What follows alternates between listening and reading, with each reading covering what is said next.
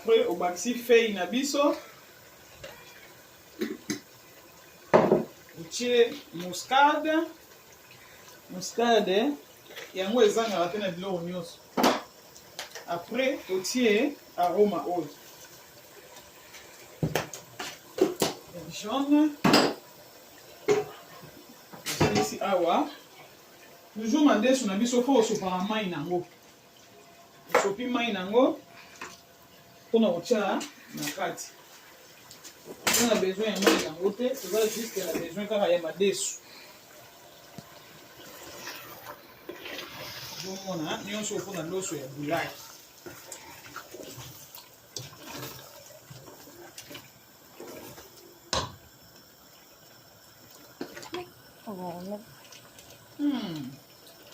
Ça sent bon.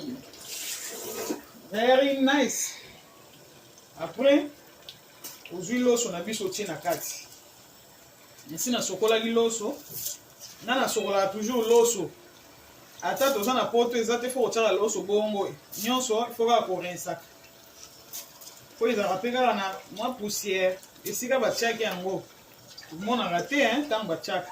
Ata batiaki yango nini, mais ifo kaka eloko nyonso avant olia fo kosokolaka kaka.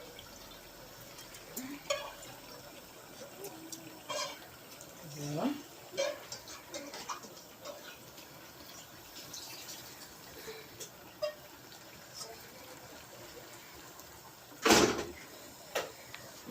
Loso batiaka toujours mai ya moto. Po esala potopoto te. Toujours mai ya moto. Nyonso kaka cadre ya kobalola kaka. Kobalola nde makambo bamama. Le temps nazotia loso na biso soki kaka natie mai nazotika ngo mpo nayeba kosala mpe soso na biso totia soso na makala ebanda deja mpe kobelaka.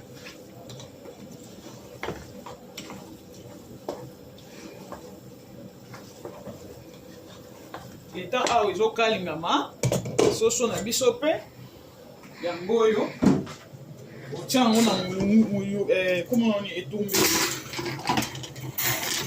Nanga déjà propre, j'avais déjà préparé ça.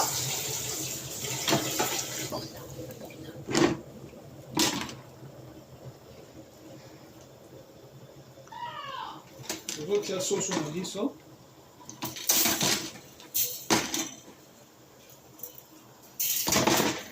Ici.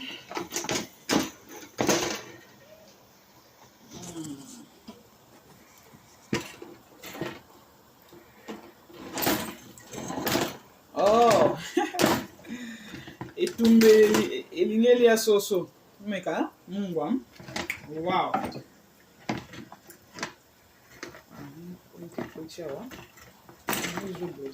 Ok. Tango tie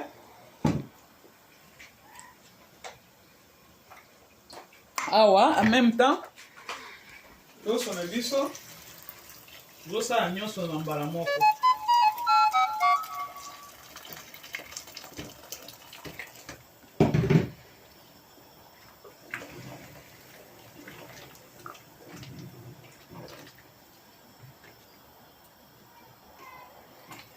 Pour battre moi mon bouquet, oui, bel bien. C'est bon.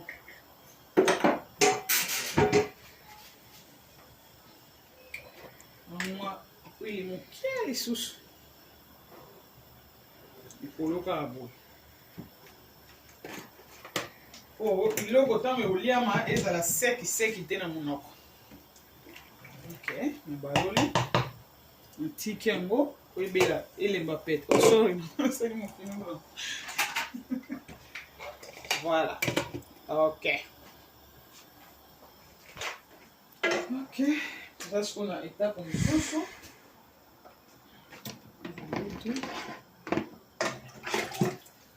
Soupe, il y a sauce wana. Toujours to soupango, ikolo.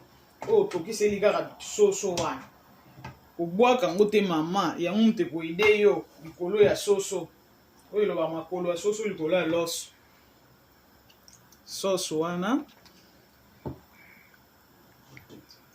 po soso ekota baépice bien ebela bien. Mungwa eleka te ntango ozolamba toujours biloko il faut mungwa ezala na mesure. Toujours ekotia sikoyo na moto. Voilà. Tadam. Ok.